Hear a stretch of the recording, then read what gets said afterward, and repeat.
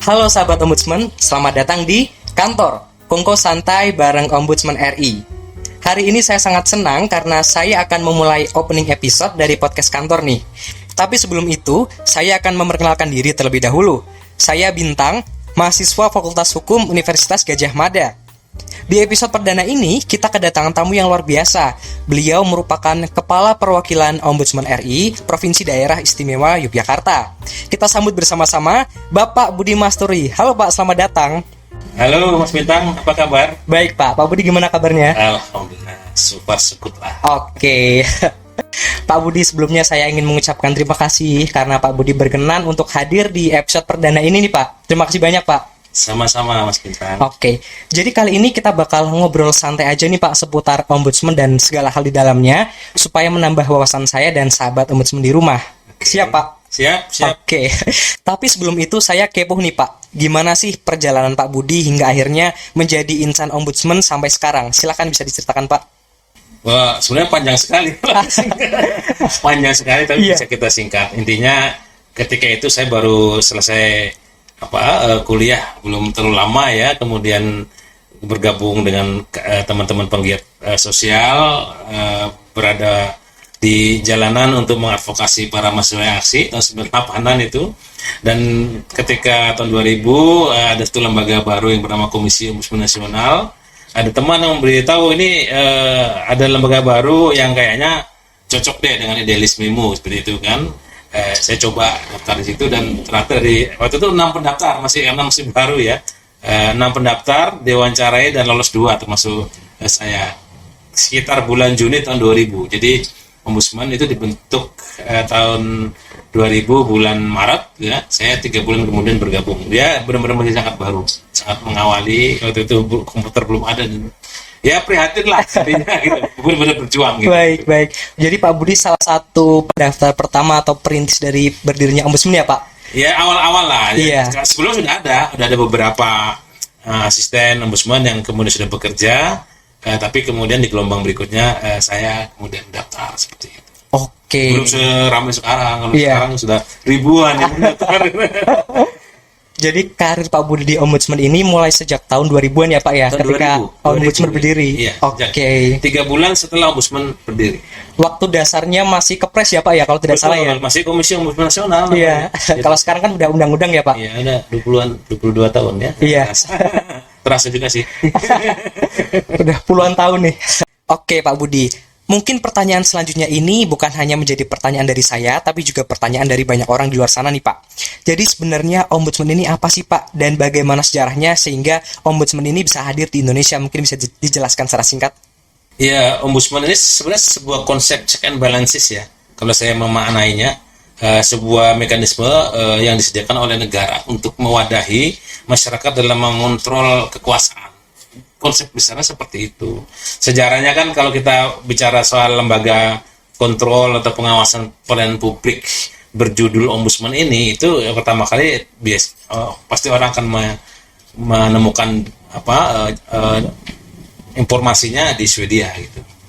Tapi sebenarnya lembaga-lembaga kontrol kekuasaan itu yang sejenis Ombudsman sudah ada jauh sebelum di Swedia. Ketika di Cina itu zaman di dinasti Qin itu sudah ada namanya kontrol Yuan, itu sama kayak Ombudsman, dia tokoh yang kemudian berwibawa mengawasi aparatur. Di Roma juga dikenal satu mekanisme kontrol Tribunal Plebis namanya, seperti itu sama persis seperti itu. Bahkan kalau dalam literatur Ombudsman itu apa yang dipraktekkan oleh Khalifah Umar itu praktek Ombudsman. Mungkin teman-teman ada yang menemukan cerita-cerita sejarah ketika Khalifah Umar sebagai pimpinan pimpinan negara ketika itu sering menyamar ya, datang ke rumah-rumah warga yang miskin, memastikan warganya makan atau tidak, dan suatu ketika dia menemukan Yahudi tua yang menangis bersedih di bawah pohon kurma karena tanahnya mau digusur. Kemudian ketemu Khalifah Umar, dia ambilkan tulang itu, tulang digaris seret, ini kasihkan ini kepada gubernurmu. Padahal waktu itu rumahnya mau digusur tuh bangun masjid gitu. Kira-kira gitu. Dan ketika diberikan itu bergetar tuh si gubernur menerima tulang itu, kan tahu itu dari khalifah besar gitu kan. Dan tidak jadi diperlakukan dengan baik. Itu dalam khasanah keombudsmanan, apa yang dilakukan oleh Khalifah Umar adalah praktek ombudsman. Jadi kalau Oke. kita bicara ombudsman bukan satu partai yang baru, tapi kemudian di repackaging oleh Swedia ketika itu dia memang belajar dari dalam pengungsiannya di negara Turki ketika Swedia kalah perang gitu ya. Ternyata di Turki ini ada satu mekanisme check and balance. Di sana ada Qadi Al-Qadar namanya. Waktu itu Turki masih monarki ya, di Ottoman itu Sultan Hamid III ketika itu berkuasa saat si Raja Swedia mengungsi 13 tahun dia mengungsi kalah perang dengan Rusia. Iya. Dia belajar itu. Oh ternyata mekanisme pengawasan seperti ini efektif. Sementara di negara sana, di kerajaan sana, sepeninggalan dia dalam pengungsian 13 tahun itu kacau balau pemerintahan kerajaan. Akhirnya dia menunjuk orang yang fungsinya bersama kayak Qadi Al-Qadar, mewakili dirinya untuk mengawasi aparatur di kerajaannya, memastikan bahwa hukum dijalankan, kemudian masyarakat terlayani dan sebagainya. Itulah sejarah pertama dibentuknya King Hagues Ombudsman. Jadi Oke. ombudsman kerajaan. Ya, dia raja yang bentuk. Nah, seiring jalan waktu ternyata ini bagus nih, praktek ini tampak bagus dan perlu dikuatkan. Tahun 1800-an itu parlemen Swedia melakukan amandemen terhadap konstitusinya, dan karena praktek ini bagus kemudian diperkuat di dalam amandemen yang baru dicantumkanlah parliamentary ombudsman. Sejak itu tahun 1809 pertama kalinya berdirilah ombudsman secara dalam konteks negara gitu. Oke. Kalau tadi kan baru monarkinya gitu. Iya. Dalam konteks negara dan mulai menyebar ke negara-negara tangganya di Skandinavia sampai dengan tahun 2000 konsep itu sampai juga ke Indonesia. Ketika Gus Dur menerbitkan Kepres nomor 44 tahun 2000 tentang Komisi Ombudsman Nasional. Itu sejarahnya. Iya. Nah, dan kemudian berkembang sampai sekarang itu sudah sekitar 200-an negara mungkin ya ada yang mengadopsi sistem ombudsman ini. Oke. Jadi ombudsman ini sebagai lembaga negara yang mengawasi pelayanan publik ya Pak ya? Iya, konsep besarnya seperti itu. Oke, dan berawal dari Swedia, lalu diadopsi oleh beberapa negara sampai sekarang di Indonesia telah hadir ya Pak? Iya, iya. Nah Pak Budi, di Indonesia sendiri kedudukan ombudsman ini ada di mana aja sih Pak selain ada di pusat? Ombudsman sebagai lembaga negara itu satu. Satu. Ya, di pusat sesuai dengan amanat Undang-Undang 37 tahun 2008 tentang Ombudsman Republik Indonesia. Baik. Tapi di setiap provinsi itu ada perwakilan ombudsman yang itu menjadi bagian organik dari Ombudsman Republik Indonesia dengan kewenangan mutatis mutandis. Mutatis mutandis saya kira sama dan sebangun. Kalau Ombudsman RI di pusat bisa panggil, ya kita bisa panggil. Bisa periksa, kita bisa periksa. Bisa panggil paksa, kita bisa panggil paksa di perwakilan. Kecuali satu, rekomendasi. Jadi karena produk akhir Ombudsman, rekomendasi di undang-undang secara eksplisit disebutkan bahwa rekomendasi itu harus ditandatangani oleh Ketua Ombudsman RI. Jadi kepala perwakilan tidak bisa tanda tangan rekomendasi. Dalam hal satu kasus perlu diterbitkan rekomendasi dari perwakilan, kita mengusulkan rekomendasi. Namun selain Ombudsman RI perwakilan yang ada di daerah, ada beberapa provinsi juga membentuk Ombudsman daerah, lembaga Ombudsman daerah. Di DIY termasuk ada lembaga Ombudsman daerah, kemudian ada di Makassar, ada di Palangkaraya, di beberapa pulau Sumatera itu ada, tapi tampaknya belakangan yang eksis hanya tinggal itu. DIY, Makassar, Palangkaraya itu yang eksis karena memang komitmen pemerintahnya acak gitu ya, mensupport mereka dengan program-program dan pembiayaan dari APBD. Oke, berarti ombudsman ini hanya ada satu di pusat, tetapi secara organik ada beberapa kantor perwakilan ya Pak di setiap provinsi. Di setiap provinsi. Termasuk di Yogyakarta ini. DIY. Ya. Oke, dan di beberapa daerah ternyata ada dua ombudsman ya Pak, yaitu Ya, ombudsman ya. RI dan lembaga ombudsman Daerah. Oke, mungkin itu menjadi memudahkan akses masyarakat yang ingin melaporkan aduan ya Pak ya. Iya, saya kira dengan adanya inisiatif daerah membentuk lembaga-lembaga pengawas pelayanan publik seperti ombudsman daerah. Sebenarnya di kota Jogja ada Forpi, Forum Pemantau Independen, di Bantul ada Forpi, di Sleman ada Forpi. Itu sebenarnya menguntungkan bagi masyarakat. Baik. Karena masyarakat jadi punya banyak pilihan mereka untuk memperjuangkan hak-haknya. Dia mungkin kalau di ombudsman perwakilan jauh itu dia bisa yang dekat mana di daerah, dan begitu juga sebaliknya gitu ya. Jadi semakin banyak pilihan semakin bagus saya kira. Masyarakat kemudian bisa berimprovisasi. Baik, berarti pada dasarnya yang penting kebutuhan masyarakat ini terakomodasi ya Pak ya. Iya, harus itu, negara harus membuka keran itu kan. Betul. Memberikan kemudahan-kemudahan untuk masyarakat Iya. ikut berpartisipasi melakukan pengawasan gitu. Oke, baik. Pak Budi, lalu bagaimana sih Pak mekanisme apabila ada masyarakat yang ingin membuat aduan ke ombudsman? Bisa dijelaskan Bapak, silakan. Ya, prinsipnya begini, Ombudsman itu lembaga yang diberikan mandat untuk mengawasi pelayanan. Oleh karena itu, dia pelayanannya harus lebih baik daripada pelayanan dari instansi yang diawasi. Betul. Harus lebih mudah daripada instansi yang diawasi, harus lebih sederhana, lebih cepat daripada instansi yang diawasi. Maka sebenarnya pada dasarnya lapor di Ombudsman itu mudah sekali mekanismenya gitu loh. Bahkan di era teknologi ini juga disiapkan kanal-kanal yang menggunakan teknologi seperti WhatsApp, kemudian media sosial dan sebagainya. Tapi prinsipnya masyarakat bisa lapor ke Ombudsman dengan satu datang langsung dia. Kadang-kadang dia butuh berkonsultasi.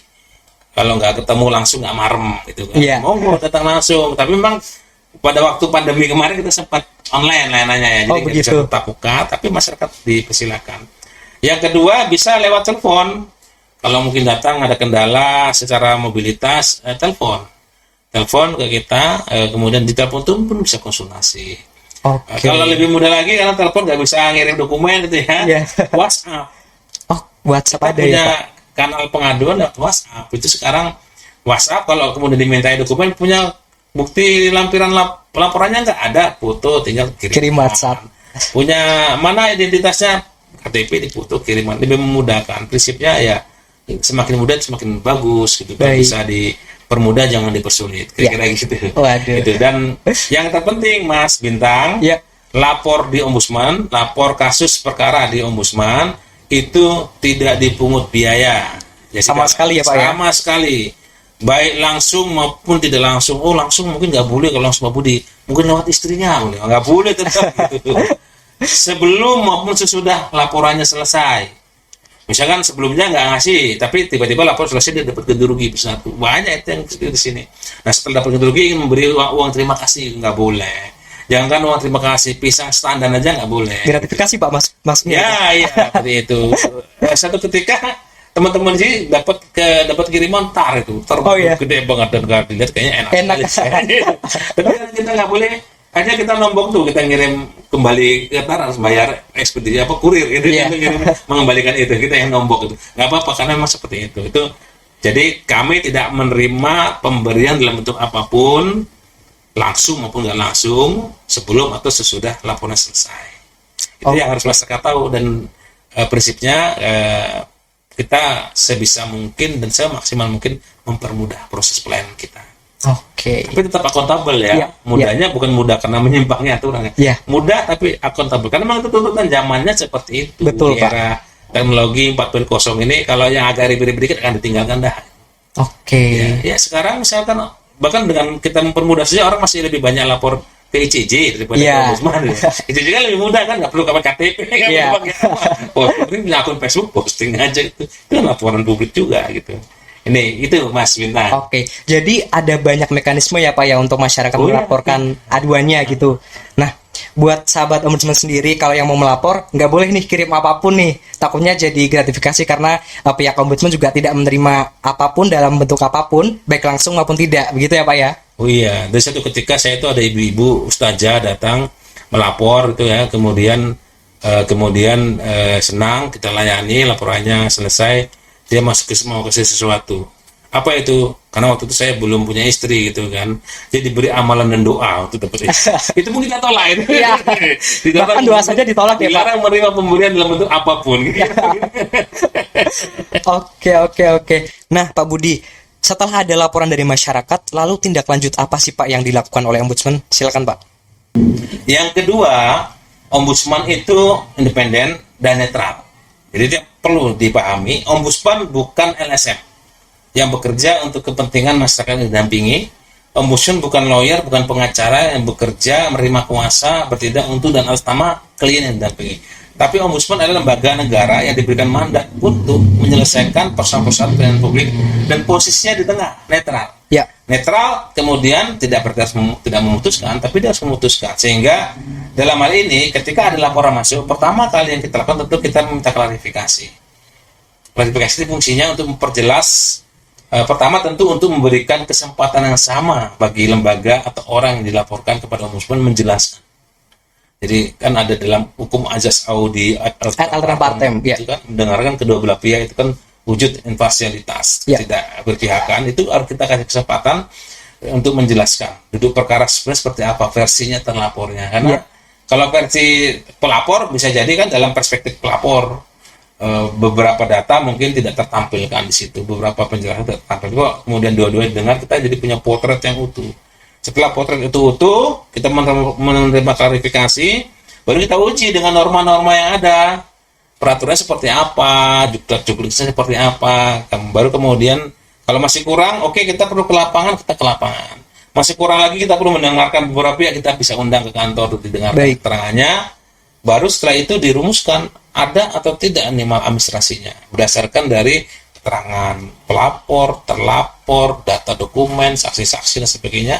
Kita ambil satu kesimpulan yang objektif, ada atau tidak ada maladministrasi. Baru kalau ada ya nanti bisa kita keluarkan dalam bentuk saran tindakan korektif seperti apa memperbaikinya. Kalau tidak ada, kita sampaikan kepada pelapor bahwa tidak ada maladministrasi. Oh begitu ya Pak ya. Jadi kalau ada laporan dari masyarakat, Ombudsman langsung tindak lanjut dengan klarifikasi dua pihak ya Pak ya? Oh iya, itu wajib dua pihak. Oke. Nah Pak, sejauh yang saya tahu, setiap tahunnya ini Ombudsman Perwakilan menerima ratusan laporan. Nah pertanyaan saya, laporan apa sih Pak yang sering kali dilaporkan dari masyarakat, atau laporan apa yang menjadi sesuatu yang repetitif yang dilaporkan oleh masyarakat? Silakan Pak. Jadi sebagai perbandingan ya Mas Bintang, awal-awal saya masuk ke Ombudsman itu laporan yang paling banyak itu penegakan hukum. Penegakan hukum Pak. Putusan pengadilan, polisi, jaksa, itu aja yang dilaporkan tuh 2000 dan 2000 itu. Tapi seiring jalannya waktu, ketika mungkin praktek otonomi daerah itu semakin efektif berjalan, beban pelayanan publik kan lebih besar ke pundak pemerintah daerah. Ya. Sehingga belakangan kemudian makin kesini laporan berkenaan dengan layanan pemerintah daerah dengan segala OPD-nya itu yang mendominasi gitu ya. Mendominasi terutama isu soal pendidikan, itu banyak itu pendidikan. Kemudian ada perizinan, ada kemudian soal bantuan sosial seperti itu, banyak sekali. Terbaru masuk ke pertanahan. Badan pertanahan itu lumayan banyak laporannya belakangan, polisian, kejaksaan dan seterusnya. Lembaga-lembaga vertikal seperti kementerian juga ada yang dilaporkan di kita, lembaga vertikal yang kementerian departemen seperti Kementerian Hukum dan HAM, kemudian ada balai karantina, ada imigrasi, ada bea cukai, seperti itu juga ada. Jadi hampir seluruh ruang lingkup pelayanan publik ya Pak dilaporkan ya, mulai dari penegakan hukum, pendidikan, perizinan segala macam ya Pak. Karena memang pelayanan publik itu menyentuh semua aspek. Iya. Semua, bahkan dalam undang-undang kan disebutkan individu atau perorangan maupun lembaga swasta yang mendapat tugas penyelenggaraan pelayanan publik tertentu yang sebagian atau seluruh anggarannya bersumber dari APBN/APBD itu juga menjadi objek pengawasan Ombudsman dan bisa dilaporkan. Jadi besok misalkan Mas Bintang ini menjadi duta pariwisata misalnya. Atas pekerjaan tugas itu diberi honorarium. Kegiatannya dibiayai oleh APBN atau APBD lah kalau level provinsi. Suatu ketika ada warga yang kemudian Mas Bintang, kami mohon datang ke kampung kami untuk mempromosikan pariwisata kami. Tapi nggak dilayani di Jokinya, Mas Bintang. Itu bisa dilaporkan ke Ombudsman walaupun bukan lembaga pemerintahan. Sebagai individu ya Pak ya? Iya, karena sedang menjalankan tugas pelayanan publik tertentu sebagai duta pariwisata. Yang anggarannya dari APBD. Bisa dilaporkan. Bahkan di Undang-Undang Pelayanan Publik itu nggak ada APBN, nggak ada APBD, tapi dia sedang menjalankan misi negara. Nah, misi negara memang perlu didefinisikan lagi. Itu bisa dilaporkan juga di Ombudsman. Oh begitu ya Pak ya. Jadi individu instansi bisa dilaporkan ya Pak, selama itu menjalankan misi negara seperti itu. Betul. Nah Pak Budi, saya yakin betul bahwa Ombudsman ini dalam melaksanakan tugasnya pasti memiliki faktor pendukung dan penghambatnya nih. Nah, kira-kira kedua faktor itu apa saja sih Pak? Mungkin bisa dijelaskan? Ya, itu pasti ada ya. Yang pendukung, saya senang ketika ini pengalaman saya yang real ya, yang bekerja di kantor perwakilan, ya saya merasa terdukung dengan tim saya di kantor yang secara frekuensi idealisme sudah sama gitu loh. Kita punya sama-sama punya idealisme. Tentu anggaran itu sudah setengah sendirinya ya. Tapi bagi kami anggaran nggak jadi kendala. Jadi misalkan anggarannya kecil, ya kita harus mengoptimalkan bagaimana yang kecil dengan yang kecil kita bisa bikin yang besar. Caranya gimana? Kami di sini berprinsip misalkan low budget high impact. Budgetnya rendah tapi high impact-nya harus pengaruhnya besar ya Pak. Caranya gimana? Misalkan kita nggak punya uang untuk sosialisasi. Gitu. ternyata ada laporan menarik yang punya nilai berita, ya infokan aja sama dia. Ini ada lapor menarik nih, kalau mau muat nanti dimuat besar, itu sosialisasi udah seperti itu. Iya. Itu low budget high impact. Tapi kalau more budget ya higher impact. Artinya kalau kita dituntut bikin impact yang lebih besar lagi, ya budgetnya ditambahin dong oleh negara gitu nih. Tapi prinsipnya anggaran bagi kami nggak jadi kendala, meskipun idealnya memang harus memadai gitu ya. Itu kedua. Kalau tanya hambatan justru sebenarnya pada pemahaman publik tentang ombudsman. Baik. Ya masyarakat sebagian ya, kita makin kesini makin banyak yang lebih paham. Termasuk instansi sebagian belum melihat ombudsman sebagai satu instrumen negara yang penting untuk mendorong perbaikan pelayanan. Dan mereka itu sedikit sekali yang menyadari bahwa pelayanan publik itu adalah misi mulia untuk menjaga keberlangsungan negara. Mereka lupa kalau kemudian pelayanan publiknya buruk, masyarakat nggak percaya sama negara loh. Kalau masyarakat nggak percaya negara, dia akan cari konsep negara lain. Ya. Dia pengganggu NKRI dan sebagainya. Itu yang belum terpahami secara mendalam bagi aparatur dan kita semua gitu. Sehingga menganggap isu layanan publik mah isu. Mana ada kemudian berita yang sangat besar soal misalkan KTP dibanding kalau ada koruptor yang tertangkap. Ya. Dia tuh kalau suatu koruptor tertangkap tuh semua dunia tahu gitu kan. Tapi kalau ada orang yang ngurus KTP dipersulit, mana ada yang tahu. Betul, Pak. Gitu. Tapi kalau semakin banyak orang ngurus KTP, udah saya ganti KTP negara lain aja deh. Kalau gitu gimana? Iya. Itu makanya layanan publik itu penting sekali. Karena baik buruknya wajah negara itu tergantung baik buruknya pelayanan publiknya.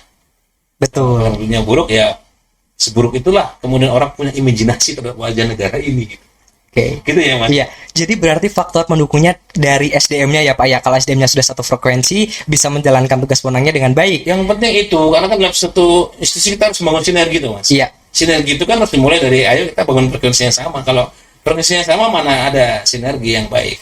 Lalu faktor penghambatnya terkait awareness masyarakat terhadap eksistensi ombudsman ya Pak. Kesadaran, pemahaman dari pejabat publik juga. Iya. Gitu. Masih ada yang belum paham, ombudsman itu dikira LSM itu ada satu dua.